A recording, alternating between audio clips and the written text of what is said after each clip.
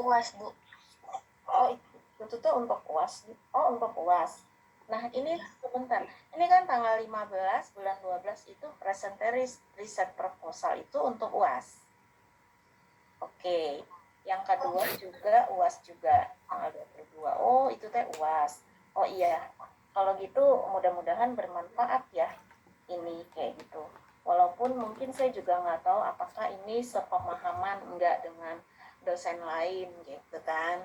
Nah, ini dari hasil saya, artinya pembelajaran yang pernah saya dapat, tapi akan ada banyak pandangan sih. Cuman ini langkah-langkah umum aja gitu ya kan. Oke, next slide coba.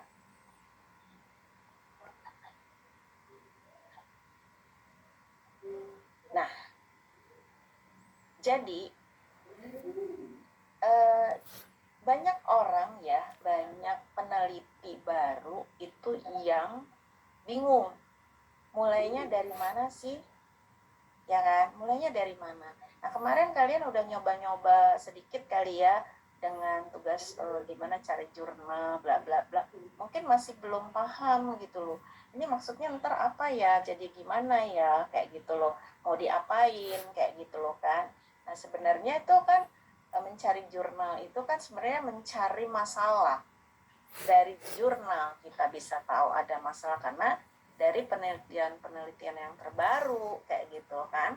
Nah, jadi ada riset gap itu nanti kita bahas juga.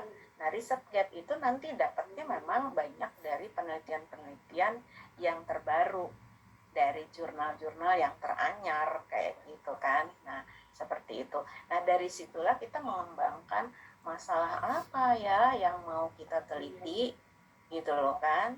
Nah, jadi langkah yang pertama itu sebenarnya dia mengamati fenomena. Sebenarnya kalau di kita mungkin fenomenanya perilaku, kalau di psikologi gitu ya, ranah kita gitu kan, fenomena perilaku. Jadi di fenomena itu tuh sebenarnya fenomena itu yang bisa besar banget gitu ya, bisa sangat besar. Ini yang membuat dia menjadi latar belakang untuk penelitian kita, fenomena. Jadi ini bisa dapatnya dari baca publikasi jurnal, atau juga kita menemukannya juga bisa dari informasi dari perkembangan dunia saat ini kayak gitu, dari medsos, dari berita-berita yang muncul gitu kan. Oh, misalnya oh sekarang generasi 4.0 gitu kan. Nah kan, itu kan fenomena, ada sesuatu yang berbeda kayak gitu dari sebelumnya, muncul sesuatu isu kayak gitu loh kan. Jadi fenomena atau isu itu yang melatar belakangi, yang mengawali gitu kita itu ingin melakukan suatu penelitian gitu kan. Jadi kadang-kadang kita tuh menghayal dulu, oh di dunia ini ada kasus begini begini. Kalau saya kebetulan dari bio ya, jadi mungkin akan banyak memberikan contohnya juga dari bio. Mudah-mudahan yang lain bisa ngikutin lah ya, karena saya nggak begitu punya pemahaman tentang jurusan lain ya, apa saja topik-topik penelitiannya. Nah, jadi yang pertama mengamati fenomena, yang kedua tuh mencari permasalahan. Ya, jadi dari fenomena itu cari apa saja masalah yang muncul dengan adanya fenomena itu, gitu kan? Gitu. Baru nanti kita habis itu mencari riset gapnya. Jadi dia udah makin mengkerucut menjadi lebih spesifik kayak gitu, dari fenomena yang sangat besar kayak gitu ya kan, menjadi dimunculkan masalah, kemudian ada riset gap. Nah, ini semua bisa dari empirical problem yang muncul di dunia secara umum, bisa juga dari hasil telaah yang tertuang di dalam jurnal-jurnal gitu loh kan. Nah, kemarin saya mau nanya dulu, kemarin udah belajar, sudah mencoba merasakan mereview jurnal lah ya gitu kan, mereview. Ada menemukan apa sih dari hasil prosesnya itu? kalian pasti punya, oh iya ya rupanya kayak begini ya temuannya, oh kayak gini ya. Tiap orang mungkin berbeda-beda gitu. Mungkin ada yang mau sharing nggak di sini?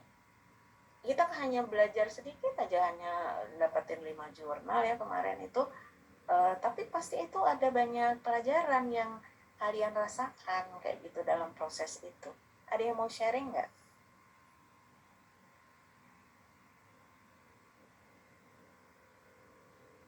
Sharing personal aja.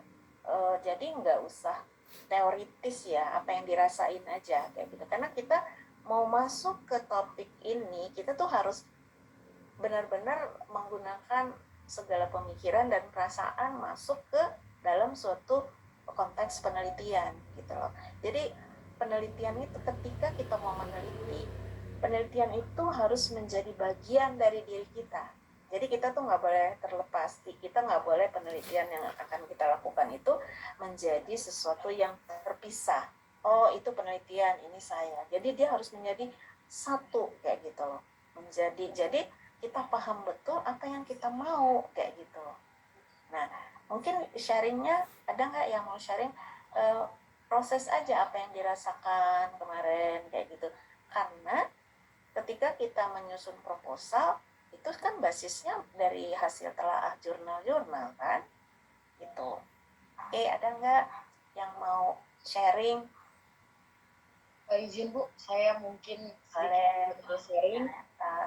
Uh, Kemarin itu Bu, yang saya rasakan pastinya pertama itu masih bingung karena dari judul saja kan kalau cari jurnal internasional dan jurnal nasional atau Indonesia itu kan beda dari judul aja. Kalau kita di Indonesia kan judulnya itu ya langsung nampak ini korelasi kah, komparasi kah, atau pengaruh seperti itu. Sedangkan kalau judul-judul jurnal-jurnal luar itu mereka tidak seperti itu, lebih kaya, lebih langsung unik-unik judulnya. Padahal kalau kita yang itulah yang terkadang membuat kita terlena kayak oh ini nggak sesuai nih dengan penelitian saya. Tetapi setelah kita baca dan coba pahami pelan-pelan isinya, ternyata isinya itu yang kita cari kayak gitu. Jadi kalau kita hanya berpatokan dari melihat judul tanpa memahami atau membaca isinya, nanti kita nggak bakal dapat judulnya, nggak dapat jurnal yang kita inginkan. Gitu. Dan kemudian teknik-teknik penelitiannya, kemudian cara mereka dan pemilihan variabel-variabel mereka itu beragam. Ada yang kita lihat kayak, oh ini sebenarnya permasalahan yang biasa kita temuin, tapi karena kita apalagi peneliti awam seperti kami Bu, mikir oh ini nggak ada teorinya, daripada nyusahin diri sendiri lebih bagus nggak usah make kayak gitu. Ternyata mereka di luar sana mereka malah meng-up itu peneliti yang belum ada seperti itu yang saya bisa sharingkan. Terima kasih. Terima kasih Margareta. Yang lain mungkin? Yang lain ada yang mau cerita pengalaman pribadi? Kita mah bebas aja, kita anak S2, jadi semua akan ditampung. Tidak ada yang salah, tidak ada yang benar, karena kita sama-sama belajar ya kan. Oke, mungkin nanti boleh menyusul ya. Jadi begini Margareta, ketika kita membaca jurnal luar gitu kan, itu jurnal itu tuh tidak sama persis dengan judul penelitian dia. Kenapa? Karena kalau jurnal itu harus atraktif. Jadi judulnya tuh harus atraktif sehingga orang itu mau membacanya. Jadi dia judul-judulnya unik-unik, bahkan seperti tidak ada kaitan dengan penelitian yang dia maksudkan di dalam, seakan-akan. Jadi membuat orang itu ada rasa ingin tahu untuk membacanya. Tujuannya adalah mendapatkan sitasi kan, karena kan kebanggaan seorang peneliti adalah ketika penelitiannya disitasi oleh orang lain. Nah jadi dia bikinlah segala macam atraksi judul yang bagus. Nah tapi ketika itu dia di dalam penelitian dia pasti judulnya nggak akan seperti itu, jadi berbeda. Dan diizinkan untuk membuat judul yang atraktif di jurnal, diizinkan Ya, tapi kalau nanti di penelitiannya pasti balik lagi studi korelasi antara bla bla bla bla bla bla kayak gitu kan. Tuh. Nah, kemudian tadi ada juga mungkin teknik penelitiannya, dan terkadang kalau memang kita harus baca kayak gitu loh. Si jurnal itu tuh nggak kita baca cuman baca judul aja. Itu sebabnya kalau saya belum tahu kebijakan dari teman-teman di di prodi. Saya takut nanti dibilangin dosen killer kayak gitu ya, karena dari dulu juga saya dibilangin dosen killer. Kenapa? Saya selalu berusaha untuk belajarlah yang terbaik gitu loh kan. Nah, tapi banyak orang yang tidak mau kayak gitu, dikasih tugas yang gimana, waduh itu menyusahkan. Tapi alhamdulillah mahasiswa bimbingan saya sekarang rata-rata pada sukses-sukses gitu di pekerjaannya. Karena apa? Karena sudah terbiasa uh, dengan model pembinaannya model saya kayak gitu loh. Nah, tapi ya nanti siap-siap aja, nanti orang Pio jangan mau sama saya. Nanti tuntutannya tinggi, apalagi kalau saya tahu bahwa mahasiswa tersebut punya kapasitas yang bagus, maka saya akan terus menantang dia. Ayo, ini kamu bisa ini, ayo sampai benar-benar ya the best untuk penelitian dia pada saat itu gitu kan. Nah, kenapa itu menjadi variabel itu juga kan di sini meneliti tentang yang sebenarnya bahannya juga mungkin di kita juga biasa aja ya gitu kan. Ini kayaknya apa, tetapi ada secuplik kecil tambahan argumentasi dia yang dia dapat dari telaah jurnal yang begitu banyak, itu yang membuat dia menjadi berbeda dengan penelitian orang lain gitu. Nah, itu yang disebut dengan novelty, ya kan, yang belum ada sebelumnya. Nah, itu dicari dari riset kan. Ya, caranya yaitu nanti melihat ada yang masih ruang kosong yang belum terjawab ya, yang butuh penjelasan lebih lanjut. Nah, itu jadi riset gap yang akan menghasilkan novelty ketika kita bisa mengisi kekosongan itu. Itulah novelty. Ada kebaruan. Kebaruannya itu kadang-kadang kita kan suka berpikir, waduh harus sesuatu yang luar biasa. Enggak. Sesuatu yang berbeda ketika kita menganalisisnya benar-benar tajam mendalam, dan akhirnya kita, tapi ya studinya memang banyak sekali yang harus dipelajari ya dari jurnal itu. Ya kalau saya bilang 10 ya mungkin yang dibaca 100 gitu loh kan, bisa begitu gitu loh kan. Nah, dari situ kita nggak bisa mendapatkan sesuatu yang baru kalau memang kita tidak benar-benar mengulik dari jurnal ke jurnal gitu kan. Nah, saya nggak tahu dari punya pengalaman kemarin ketika sudah mengulik jurnal biasanya akan tenggelam dan tidak mau keluar gitu dari situ. Keasikan karena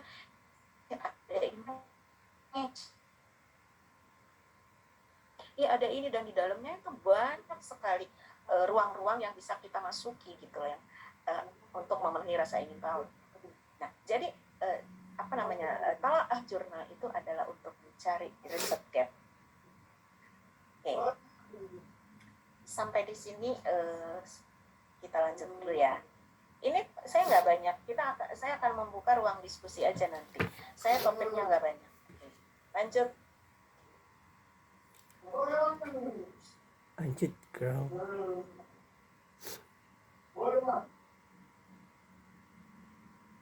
Oke.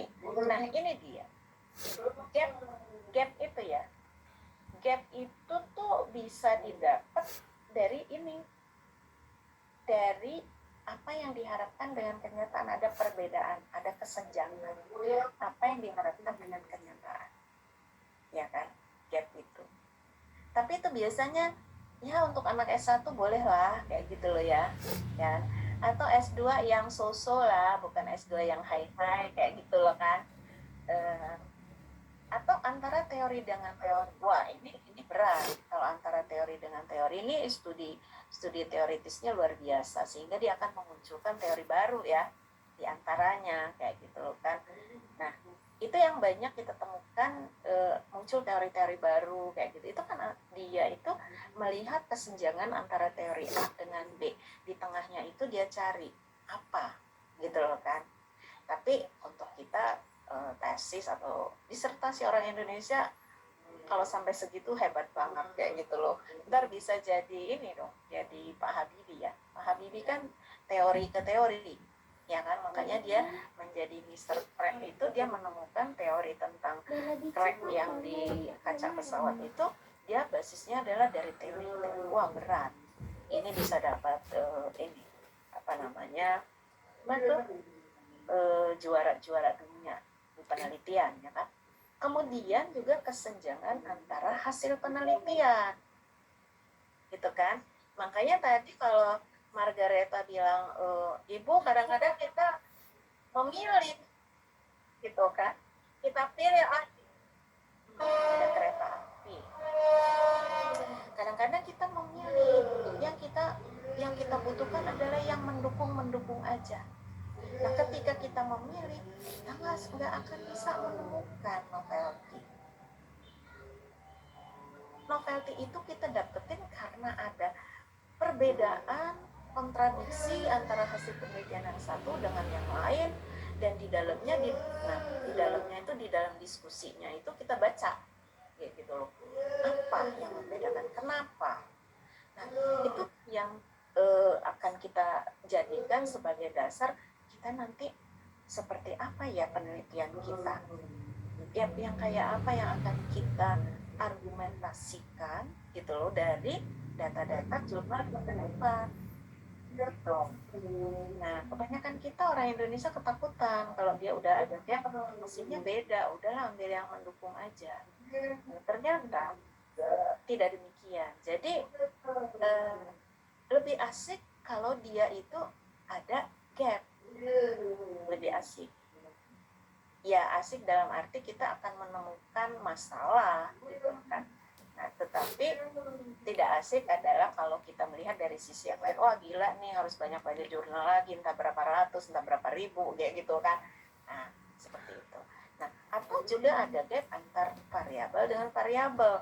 Nah di sini saya dalam kurung indikator, kenapa? Di dalam satu variabel, misalnya tentang ini anak S1 saya sedang meneliti tentang employee engagement ya, engagement. Nah, engagement itu teorinya banyak dari berbagai tokoh, ya kan? Kemudian ditelaahlah indikator-indikator dari variabel engagement dari setiap tokoh, gitu kan? Dari setiap tokoh. Nah, terus kita bisa mencoba mungkin memasukkan salah satu dari tokoh lain ke indikator penelitian kita berdasarkan telaah di isu yang kita angkat ya. Jadi indikator itu juga bisa tergantung isunya kayak gitu loh kan. Jadi nggak harus sama juga indikator itu kita bentuk berdasarkan isu. Katakanlah misalnya kita menggunakan alat ukur yang sudah ada ya, yang sudah dari para peneliti tokoh-tokoh yang memiliki teori itu kan. Nah itu kita ternyata ini kayaknya nggak cocok nih, ya indikator ini tuh tidak cocok untuk isu atau fenomena penelitian saya. Kebetulan penelitian saya di Indonesia misalnya, akan ada unsur yang dimasukkan lagi salah satu indikatornya. Maka indikator yang baru itu yang belum ada di mana-mana itu menjadi novelty, sesuatu yang baru.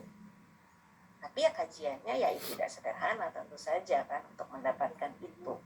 Nah ini gap itu seperti itu, gampang sih diomongin, tetapi ya pelaksanaannya harus penuh kesabaran dan strong kayak gitu ya, harus duduk terus, harus menganalisis, berargumentasi, dan sebagainya, seperti itu.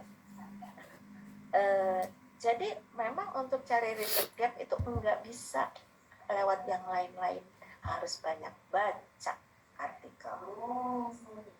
Oke, kira-kira udah tergambar belum kalau mau meneliti apa sih yang harus dilakukan, seperti apa? Nah, ya mudah-mudahan udah pada dapat. Oke, lanjutkan. Nah, ini caranya menulis latar belakang. Jadi mulainya itu dari fenomena ya, dari fenomena atau isu yang berkembang. Kemudian kita tulis lah di dalam pendahuluan itu kan kerangka besar, karena dia semua teman-teman pasti sudah tahu bahwa kalau menulis bab 1 sampai rumusan masalah itu kan dia segitiga terbalik, itu kayaknya di sekolah manapun sudah dijelaskan. Jadi dia tidak melebar tetapi mengkerucut ke bawah gitu kan. Jadi memang untuk pendahuluan tuh umum banget. Fenomenanya apa sih? Kayak gitu kan. Fenomena tentang generasi apa sekarang? Generasi milenial atau apa? Itu kan fenomena. Gitu kan? Oke, ada apa dengan generasi milenial? Kan itu pertanyaannya. Kan? Kemudian kita turunkan ke masalahnya. Ada apa sih dengan fenomena apa tadi generasi milenial? Dibikin misalnya mau ada berapa masalah.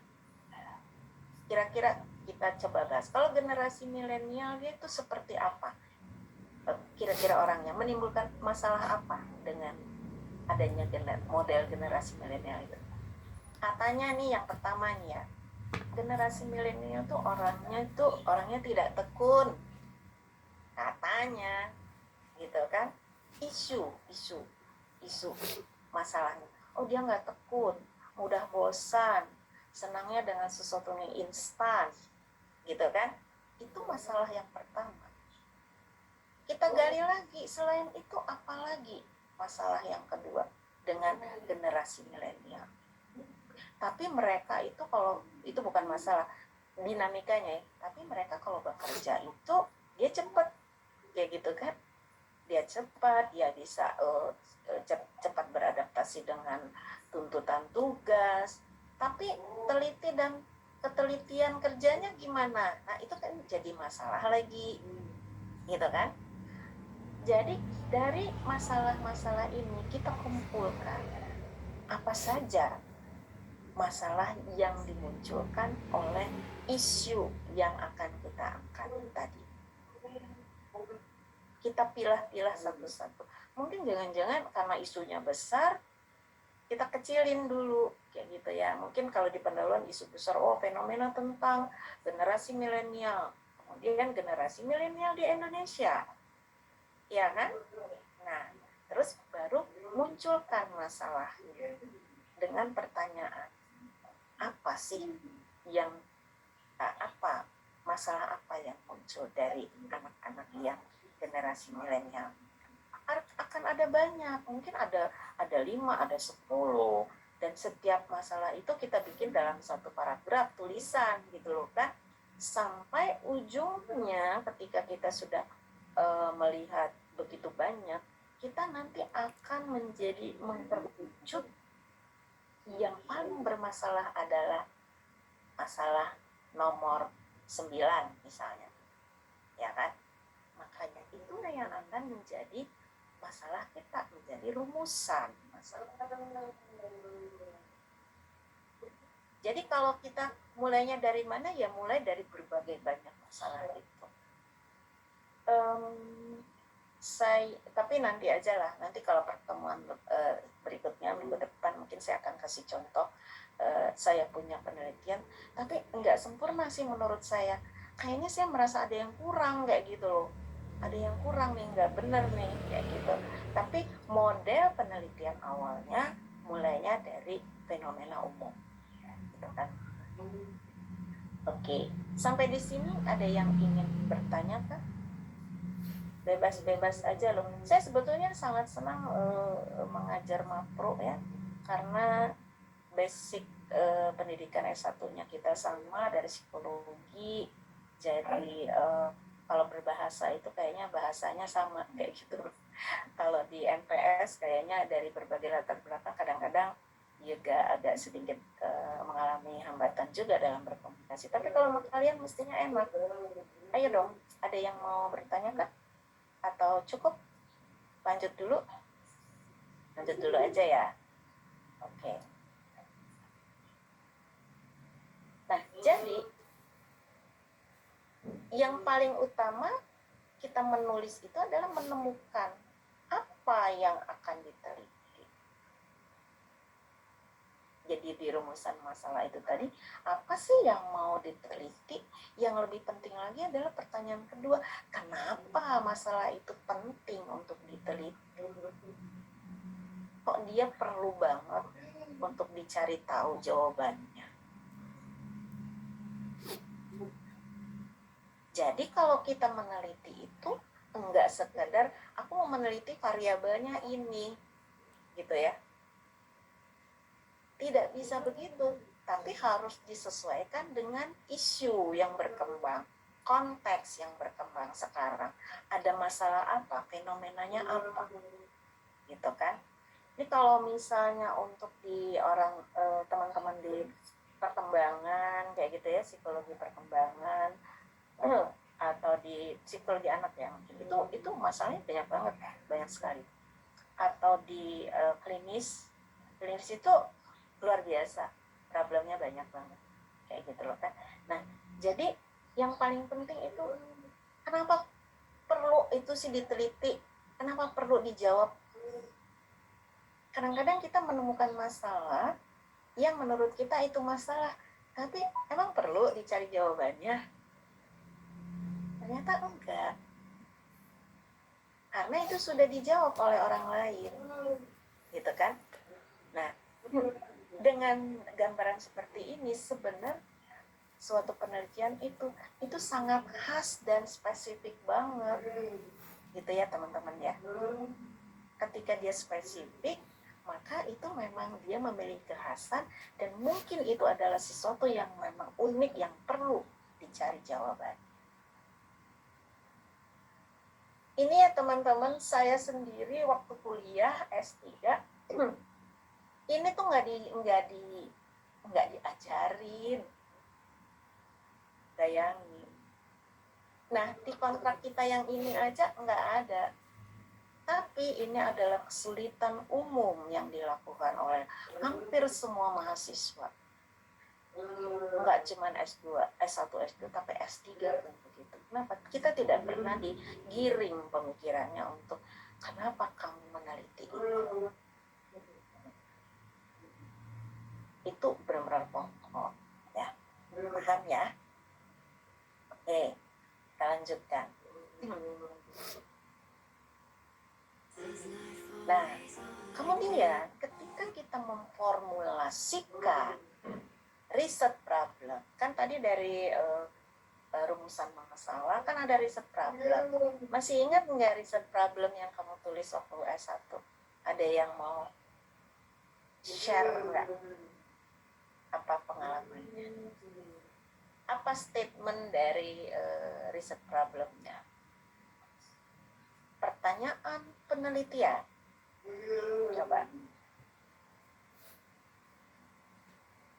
Ada nggak yang mau share? Mungkin udah lupa atau bagaimana ya. Jadi kalau di S1 dulu, bahkan di S2 masih ada, bahkan di S3 masih ada pertanyaan tentang penelitian. Apakah ada hubungan antara variabel X dengan variabel Y? Kan gitu. Ya enggak? Padahal kalau cuman kayak begitu, oh jadi cuman mau ngelihat hubungan. Kan gitu kan jadinya. Tapi kalau ngelihat ini, nah dia kan ini riset problem kan dari riset Get ya kan. Dia menggunakan formulanya tuh 5W1H. Jadi sangat individual, tergantung penelitinya sendiri.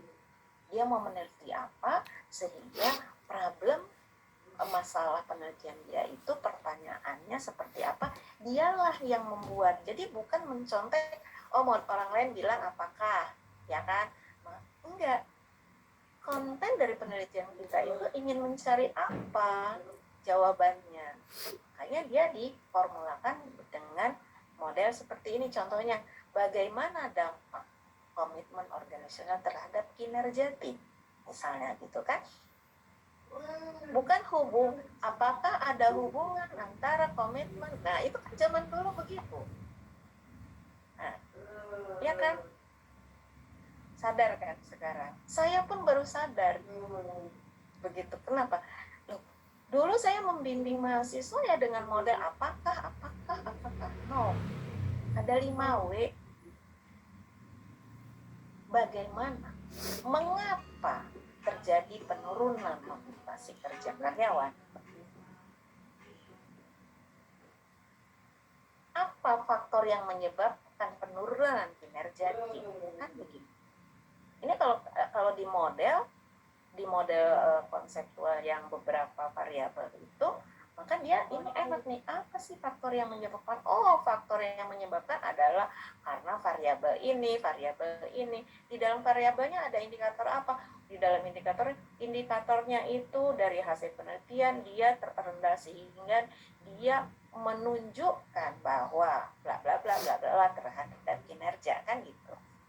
Jadi diulik sampai ke dalam-dalam gitu kan.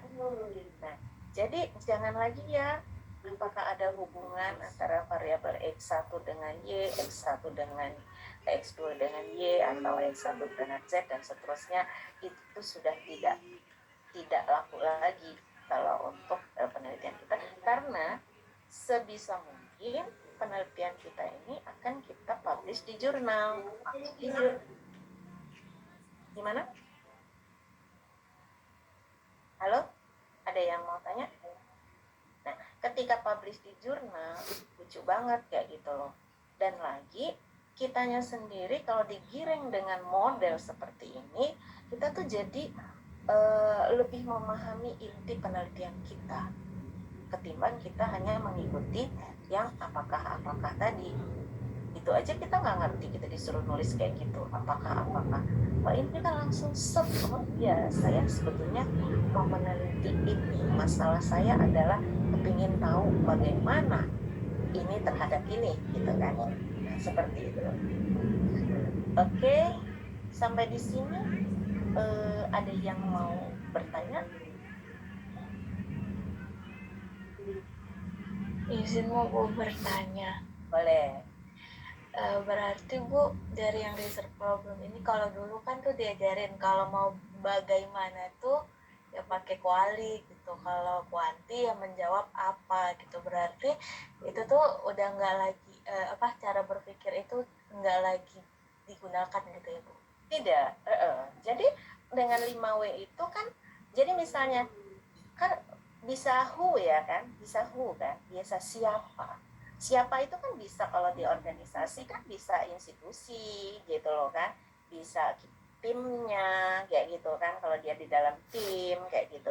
Siapa yang menyebabkan penurunan kan? Oh, tim kerja. Nah, itu yang kita cari. Kalau ini kan riset problem ini habis, jadi dia memang kalau di kuali kan di depan ya, di judul ya, di judul tuh judulnya itu adalah penelitian kualitatif bagaimana ya, misalnya bagaimana bla bla bla bla kayak gitu loh kan. Nah, kalau ini di dalam riset problemnya, jadi di dalam pertanyaan penelitian gitu. Saya cuma mau ngecek aja apa yang kalian pahami ya. Ketika pertanyaannya seperti ini gitu ya, bukan apakah si X1 berhubungan dengan X2, bukan yang seperti kita dulu. Apa yang dirasain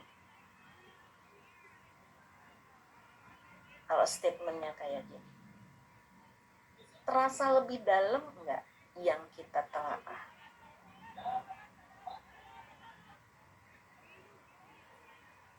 Bagaimana dampak? Kan gitu. Bagaimana dampak? Ini kan pertanyaan.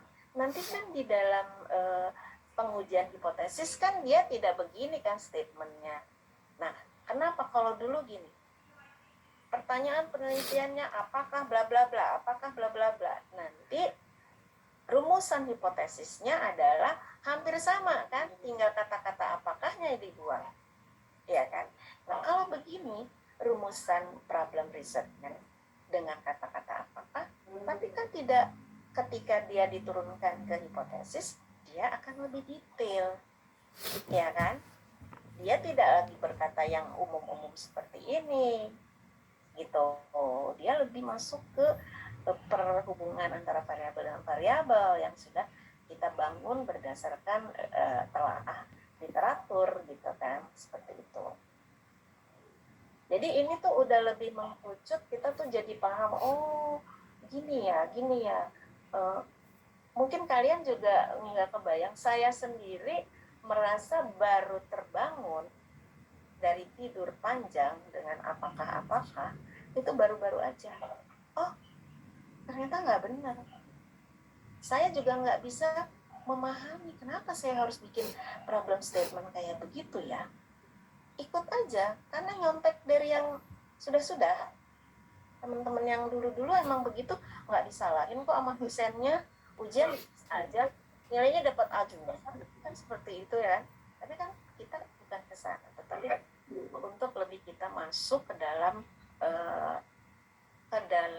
ruh jiwa dari penelitian kita. Itu. Oke. Kita lanjut ya. Ini nggak banyak loh, jadi saya mau ngebuka diskusi sebenarnya. Gimana Adisti? Ya, Bu, sudah Bu.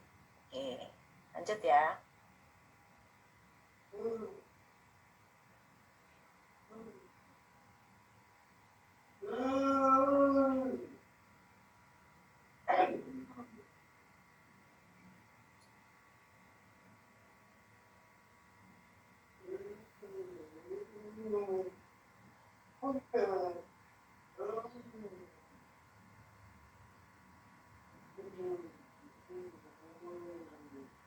Oke, kita sambil menunggu ini berubah gitu ya slide-nya. Jadi, tadi kalau fenomena besar, ya kan, isu, itu belum tentu itu bisa langsung dijadikan topik ya kan. Ya enggak? Karena besar banget.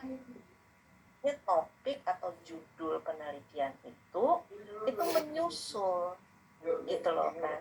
Tidak diambil dari fenomena yang besar itu tadi, tidak.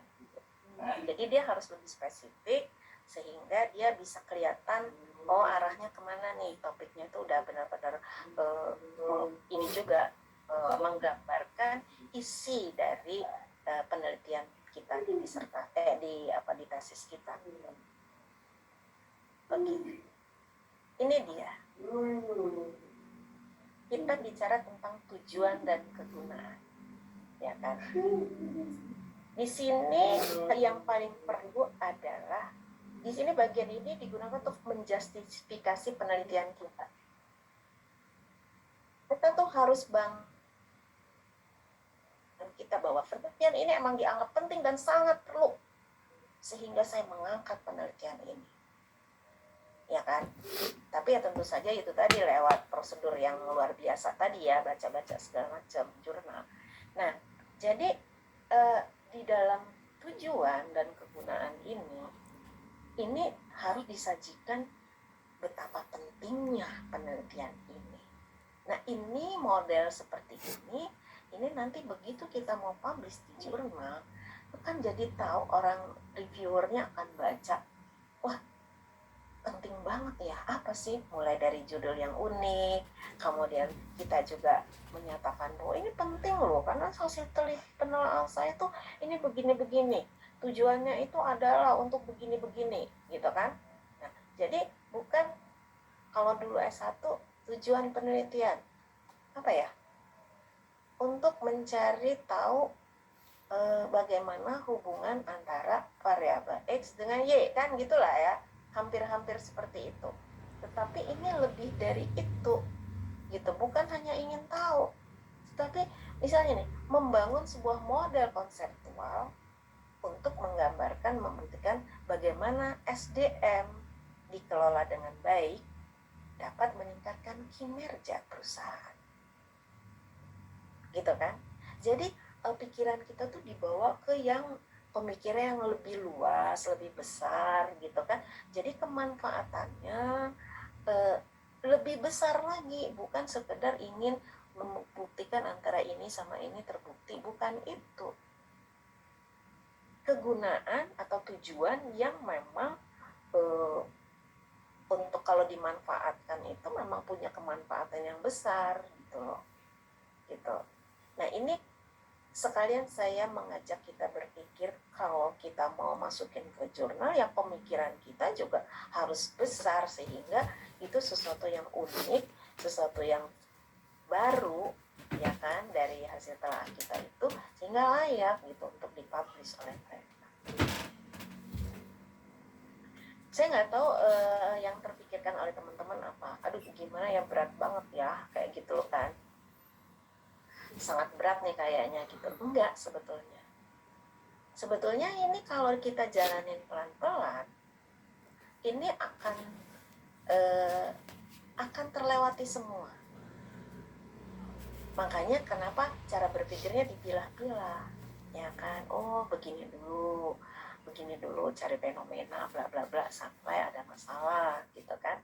Nah baru tujuan dan kegunaannya tuh seperti apa.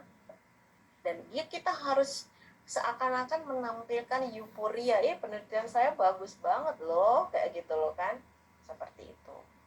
Tapi bukan sekadar ngomong, tapi di dalamnya memang sudah didukung oleh data-data empirik atau data-data teoritis yang memang lengkap. Begitu, teman-teman. Kira-kira sudah dapat nggak gambaran ketika kita bikin tesis, apalagi untuk disertasi, kita sudah tidak bisa lagi menggunakan bahasa-bahasa baku yang mencontek punya orang lain bahasanya. Tapi kita harus sesuaikan dengan kebutuhan penelitian kita sendiri. Jadi nanti si A dan si B pasti kalimatnya beda. Gitu kan. Kira-kira bagaimana teman-teman? Bisa dipahami ya sekarang sudah dapat. Saya rasa sama apa yang akan Anda dapat dari Bu Desri mungkin juga nggak jauh-jauh lah sama ini, sama yang saya sampaikan. Oke, ada yang mau bertanya atau mau berdiskusi? Silakan. Ini ada 31 orang. Saya izin bertanya, Bu. Boleh. Ya, baik. Jadi tadi untuk penelitian ini kan kita harus menemukan gap ya, Bu ya, agar dilanjutkan ke penelitian. Nah, salah satunya itu bisa dari publikasi, jurnal, atau informasi yang ada di lingkungan sekitar kita. Nah, paling banyak kan kita untuk review jurnal gitu ya, Bu ya, untuk mendapatkan gap. Jadi pertanyaan saya, apakah ada tips tersendiri dari Ibu untuk mendapatkan gap sehingga kita tidak terlalu pusing atau membaca secara keseluruhan untuk menemukan hal yang menarik untuk dikaji. Oh gitu, tipsnya. Sebetulnya ada tips ya, tapi tetap aja kita harus baca jurnalnya. Jadi, ketika kita ingin tahu gap itu, sebenarnya secara logika, misal kita lihat ya di jurnal itu kan ada modelnya ya, model penelitiannya, variabel-variabelnya. Ketika kita sudah mengumpulkan sedemikian banyak ya model-modelnya, misalnya kita variabelnya apa nih yang mau kita teliti gitu kan.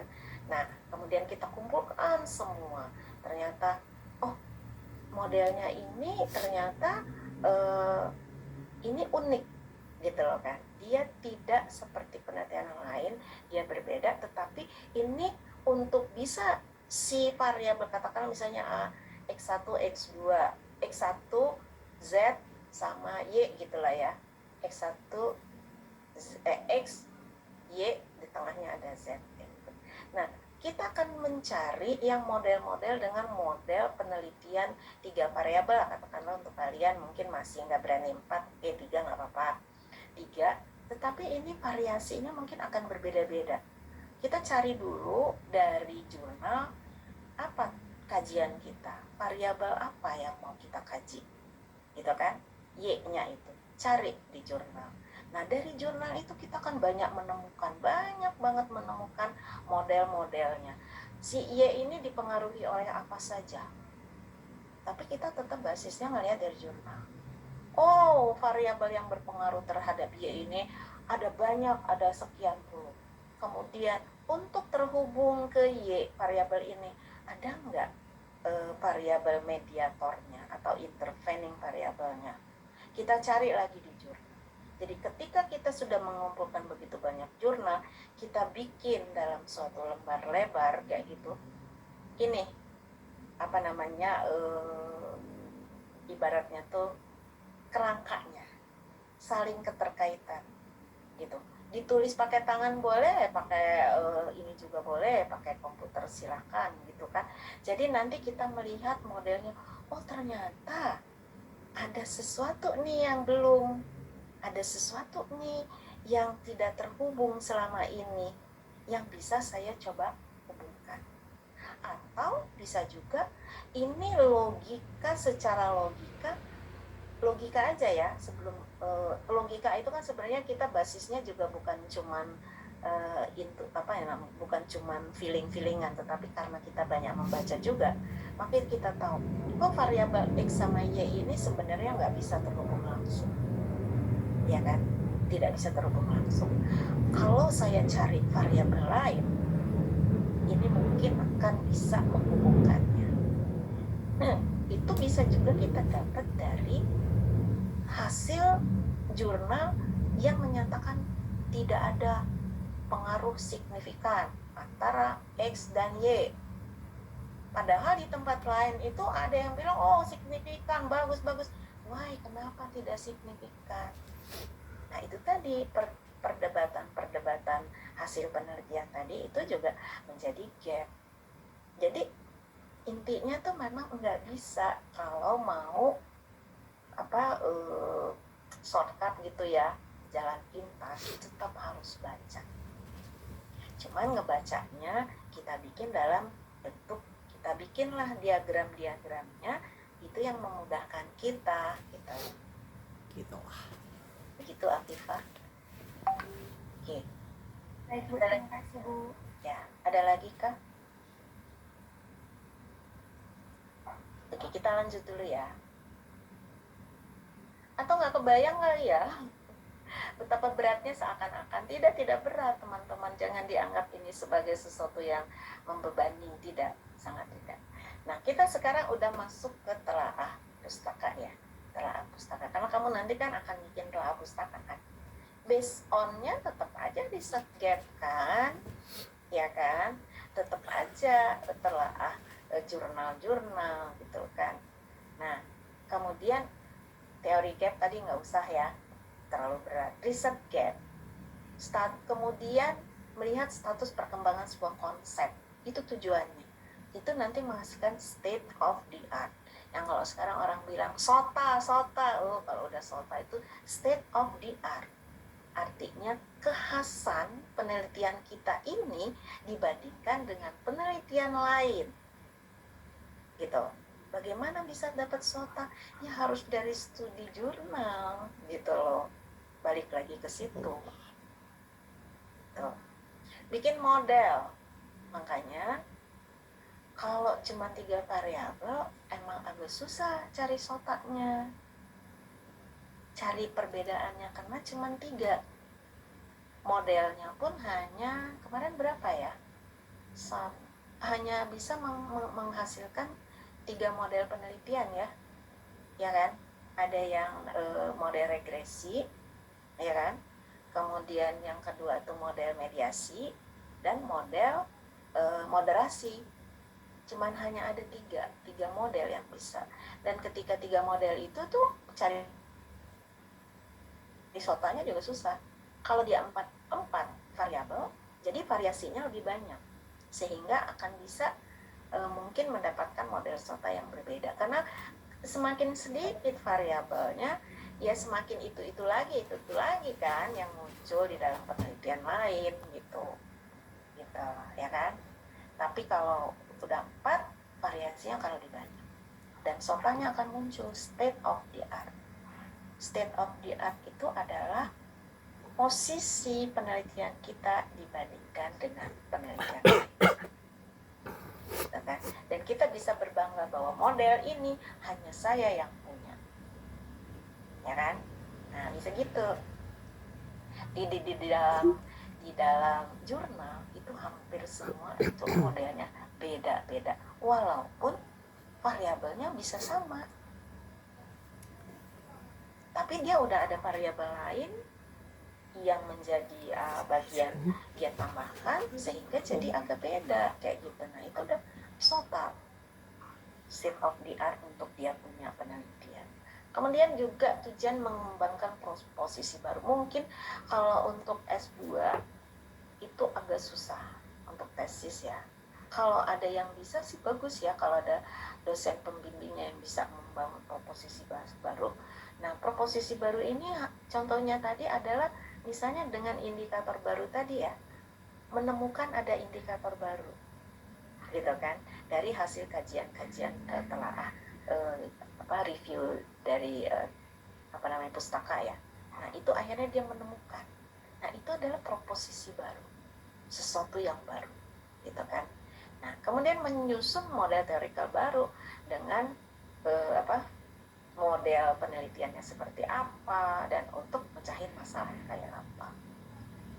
Ini tujuan-tujuan ini nih sebenarnya itu menggiring kita untuk saya harus melakukan ini ya untuk telaah pustaka. Karena nanti ujungnya adalah menghasilkan hipotesis dan menghasilkan model penelitian empiris yang kita bangun itu. Jadi saya sih sebenarnya kepinginnya, tapi kalau kalian nggak berani ya nggak bisa maksa. Variabelnya itu kan minimal. Kalau bisa 4 variabel, why not? Ya kan? Jadi lebih bisa ngedapetin sesuatu yang baru, lebih bisa kalau mau dipublish juga enak. Kalau misalnya modelnya agak kompleks, yang dipublish kan nggak semuanya, kan dipotong-potong, ya kan? Nanti kalau ada 4 variabel itu bisa menghasilkan 3 model penelitian yang bisa dipublish 3 kali publish, gitu. Judulnya mungkin umum tapi di dalamnya sangat spesifik, itu pasti udah beda. Penelitian kamu tuh berharga banget. Seperti itu. Oke, kita lanjutkan. Ini hanya satu ini lagi. Satu slide.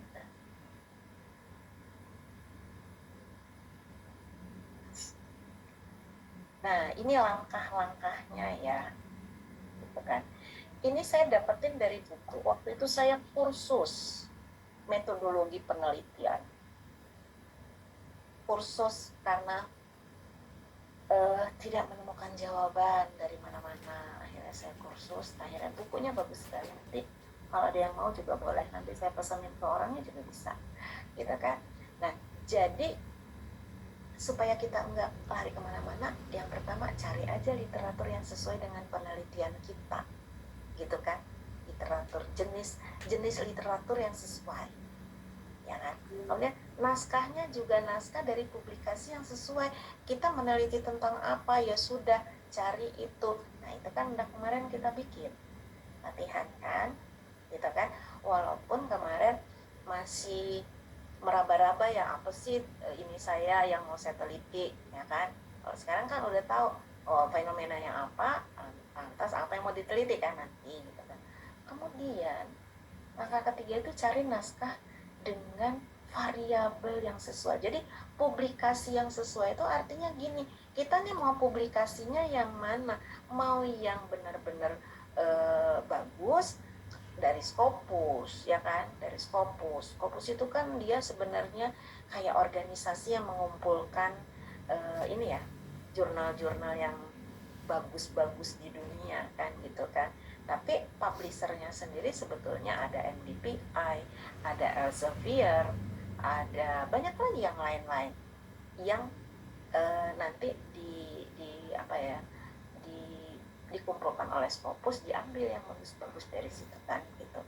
Nah, jadi kita mulai memilih mau naskah dari publikasi yang mana, tergantung dari target kita ini, penelitian kita ini nanti mau kita publish di jurnal yang mana gitu ya. Makanya saya sih kepinginnya janganlah pakai jurnal yang ada di Indonesia, apalagi jurnal abal-abal, ya kan? Kalau enggak pakai Sinta ya, jurnal-jurnalnya udah masuk Sinta.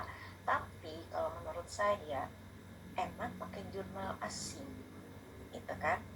Kenapa? Karena banyak sekali dan mudah sekali mengaksesnya, gitu. Walaupun ada yang berbayar. Yang berbayar ya sudahlah, ada juga yang tidak berbayar dan itu ribuan, puluhan ribu.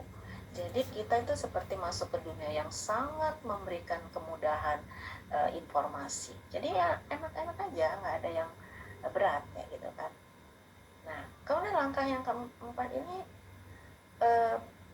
yang ketiga itu dibahas variabelnya ya yang sesuai. Kemudian yang keempat bahas pemikiran dari si peneliti yang kita rujuk, ya kan, benar-benar itu dibahas, dibaca kayak gitu kan, sehingga kita bisa membedakan.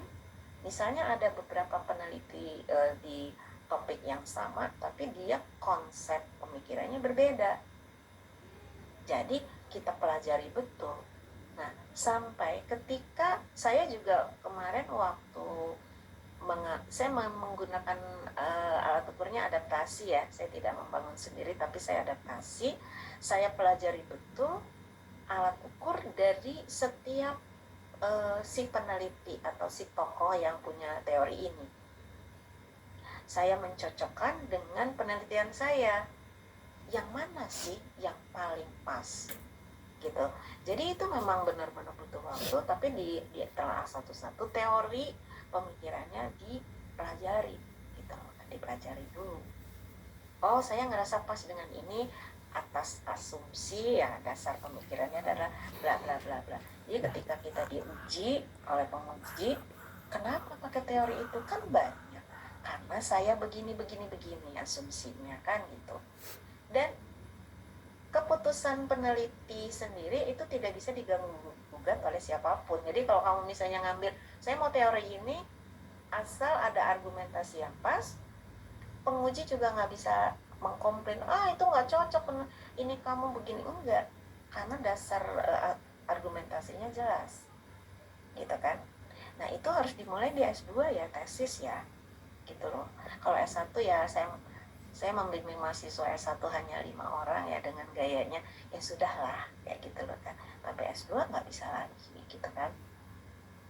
Nah kemudian bahas substansi dari konstruk penelitian kita.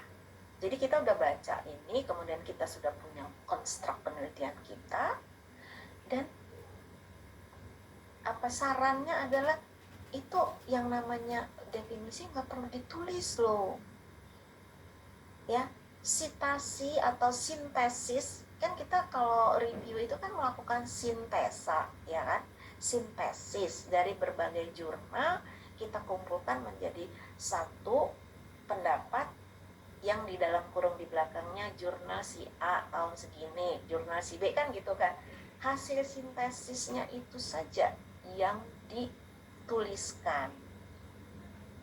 Jadi bukan lagi menuliskan definisi menurut peneliti A, definisi B, dan seterusnya. Tidak. Tetapi analisis dari substansi dari definisi tersebut. Ibu berat banget. Ya di pertama mah berat, nanti lama-lama juga enggak, jadi biasa. Kemudian yang selanjutnya adalah carilah pro kon. Artinya pro dan kontra. Yaitu tadi yang tadi ditanyakan oleh Margareta, bahwa jangan memilih ini pro ini kontra, aku pilih yang pro aja atau aku pilih yang kontra aja. Di situ harus dinamikanya kita pelajari substansi dari yang pro kenapa, bagaimana, substansi dari kontra bagaimana. Nah kalau yang ketujuh ini ciri khas dari si bapak yang punya buku ini nih. Ada nggak yang udah tahu nih bukunya nih? Namanya Profesor Augusti Ferdinand. Ini dia adalah guru besar dari Undip ya, guru besar dari ilmu manajemen Undip. Nah, jadi dia mengembangkan grand synthesis model. Waduh, gimana sih grand synthesis? Waduh, pusing kayak gitu kan. Tidak usah sampai grand-grandan lah, sintesisnya aja, ya kan? Dari sintesis misalnya variabel y-nya, ya kan, variabel y, si A, si B, si C, dia menyatakan apa, disintesakan. Ada pernyataan lagi tentang apa, disintesakan, gitu kan? Nah, jadi penelitian kita itu akan berbeda dengan penelitian lain, karena sumber yang kita sintesakan juga berbeda, sesuai dengan kebutuhan penelitian kita. Itu akan berasa banget ketika kita asal ngambil, oh nggak pas ya, saya tuh maksudnya begini loh penelitian saya, gitu kan, maksudnya saya begini. Nah itu akan, oh kita nggak bisa nih, kita harus cari lagi nih topik yang memang pas dengan penelitian saya, alat ukur yang memang pas dengan penelitian saya. Dan itu akan bergulir, dan itu akan lama-lama juga terbiasa, juga bukan suatu beban lagi. Nah, baru kita mengembangkan hipotesis dan empirical research model di dalam bab 2, theoretical review ya, gitu. Ini hanya ini, tapi inilah modal kalian untuk membuat proposal. Oke. Kayaknya udah selesai ya, Afifah, nggak ada lagi kan, hanya ini, the last slide. Oke? Habis Bu. Oke, kita diskusi aja. Silakan. Boleh, Margareta. Saya bertanya-tanya, ini udah pertanyaan saya juga waktu S1 Bu, waktu ngusung, kebetulan kuantitatif saya adalah korelasi. Margareta di mana dulu? Di Universitas Mercubuana Jogja. Oh, Mercubuana Jogja, oke. Pertanyaan saya dulu, ada teman saya itu, dia mengambil variabel yang baru, jadi nggak ada grand teorinya, nggak ada, teorinya juga, penelitiannya juga belum ada cuma beberapa, jadi kayak keterbatasan literatur. Jadi kan kita kalau di bab 2 kan nanti kita buat dinamika Bu, disitulah yang selalu jadi problem penulisan yang banyak membuat saya dan teman-teman itu nggak berani ngambil yang hal baru, karena nanti beratnya di dinamikanya. Itu mengatasinya bagaimana ya Bu? Karena itu hal yang sangat berat untuk kami. Jadi kan sebenarnya kita nggak perlu juga cari hal yang baru banget, tetapi kita mengulik di dalam hal yang lama itu masih ada gapnya, gitu loh. Supaya kalau tesis mungkin agak susah ya kita untuk mencari yang baru, nanti basis teorinya apa dan analisis teorinya itu, jadi nanti gapnya tuh gap teori jadinya, kan lebih sulit kalau gap teori. Lebih bagus gap riset aja, gitu. Di dalam penelitian orang itu mesti ada kelemahan, mesti ada yang kurang. Nah, bagaimana kejelian kita melihat yang kurang itu melalui analisis dari jurnal-jurnal.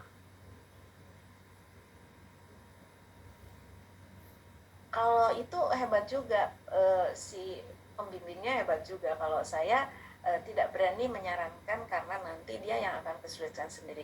Kalau tidak, dia kalau tetap mau dengan teori yang terbatas itu, dia harus mengcombine dengan beberapa teori yang kira-kira mendukung dengan penelitian dia.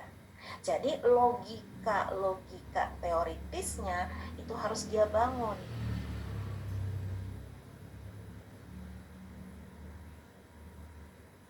Mungkin dosen pembimbingnya juga mungkin menggunakan pendekatan itu. Jadi karena belum ada nih berdiri tonggak begini, maka dia harus yang sedikit dan menggunakan logika ilmiah. Seperti itu, Margareta. Kalau Margareta mau juga boleh. Tahapannya jadi 2 kali tahap, karena kan kita akan mencari benar-benar mendudukkan teorinya itu dari teori-teori yang ada. Mungkin seperti kalau misal, tapi saya tidak mau mengatakan itu karena saya belum mempelajarinya. Kalau yang saya ketahui lah ya, ini just sharing aja. Kalau menggunakan variabel moderasi, ya kan, variabel moderasi. Nah, itu jarang sekali kita bisa menemukan hasil penelitian berdasarkan variabel moderasi yang kita buat. Kemarin pengalaman saya, jadi profesor yang menguji saya bilang, ibu kenapa bikin ini variabel moderasi? Oh, justru itu novelty yang mau saya bangun. Wah, dia marah sama saya. Tidak bisa, ibu ini harus dapetin nggak bisa kita dapetin model yang variabel moderasinya menurut analisis kita yang sudah juga dianalisis orang lain. Belum tentu, karena moderasi itu hasil pemikiran kita berdasarkan analisis teori-teori gitu loh kan.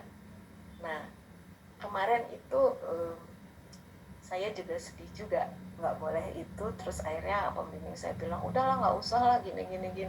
Aduh, padahal itu saya maunya yang itu. Benar-benar ngedrop sampai nggak semangat kayak gitu loh. Seperti itulah. Jadi ketika kita bisa berargumentasi basis teoritisnya kuat, ya yang tadi yang ditanyakan Margareta, it's okay, bisa. Oke, ada lagi? Bu, makasih ya Bu. Ya. Yang lain pada kemana ya? Aduh, yang nun jauh di mana-mana pada ke ini. Ini ini nggak, masih ngikutin nggak? Tahu-tahu lagi ada yang sedang masak lagian. Bu, saya ingin bertanya. Oh ya, siapa duluan? Kani aja Bu. Ya. Saya dulu ya Bu. Ya. Bu, saya kan kemarin ngelakuin yang review jurnal itu kan, jadi saya nemuin memang dari review jurnal itu kalau dari beberapa penelitian di luar negeri itu memang dia banyak variabelnya, tapi saya lihat tuh variabelnya itu banyakkan variabel mediasi. Nah, dan saya itu baru tahu ternyata ada variabel itu. Dulu pas S1 saya pikir variabel itu cuma ada 2, yang dipengaruhi sama yang mempengaruhi. Jadi untuk menentukan, misalnya kalau kita mau menelitinya multivariat gitu Bu, untuk mengetahui variabel mediatornya itu gimana ya Bu dalam suatu penelitian? Iya, harus baca jurnal. Lihat model-model di jurnal itu yang tadi ditanyakan oleh siapa ya tadi, bikin mapping ya, variabel Y kamu apa, kemudian kamu cari variabel Y ini dipengaruhi oleh apa saja, kemudian kamu akan menemukan, oh kalau untuk antara variabel X1 dengan Y, katakanlah multivariatnya ada 4 gitu ya, ada X1 X2 gitu kan, dia bisa diperkuat oleh variabel mediasi untuk meningkatkan Y gitu kan. Nah, itu tuh harus dari model-model di jurnal yang harus kita cari gitu. Kalau memang kuat di teori, nggak usah ngeliat dari jurnal, ya monggo silakan juga, nggak apa-apa, boleh aja. Tapi basisnya adalah melihat model-model yang ada di jurnal, sehingga kita tuh punya insight kayak gitu loh. Karena kadang-kadang kita juga udah kebanyakan, jadi akhirnya nggak tahu lagi nih teorinya seperti apa. Jangan-jangan teori-teori juga udah pada lupa. Tapi begitu kita melihat jurnal, maka kita akan teringat lagi. Dan itu sangat memudahkan. Emang nggak enaknya nih kalau ngomong gini nih, saya agak susah. Kalau kita ketemuan, saya bisa kasih tahu, ini loh kamu bikin gini, kayak gitu loh. Nanti digambarin kayak gitu. Kapan lah nanti kalau sudah sempat kita ketemu, kita bisa diskusi modelnya seperti apa. Jadi modelnya itu bisa kita dapetin sebenarnya dari jurnal-jurnal. Itu yang memudahkan kita meneliti itu loh, karena sudah ada jurnal. Kalau menciptakan sendiri modelnya, nggak terbayang. waktunya panjang, kita harus baca teorinya kayak gimana gitu. Begitu, Nia. Ya Bu, baik Bu. Ya mungkin karena saya baru pertama kali lihat, jadi saya kayak agak bingung gitu Bu. Karena memang kalau kamu kan kalau S1 kan cuman antara X dan Y aja. Sementara di sini kan sudah ada, saya bilang udah 3 variabel bisa 3 model. Ya kan? Gitu. Nah, jadi ini sesuatu yang baru buat anak S1 yang mau menuju S2 itu sesuatu yang baru, tetapi model kita nanti akan menggunakan multivariat yang kecil ya, yang sedikit gitu kan.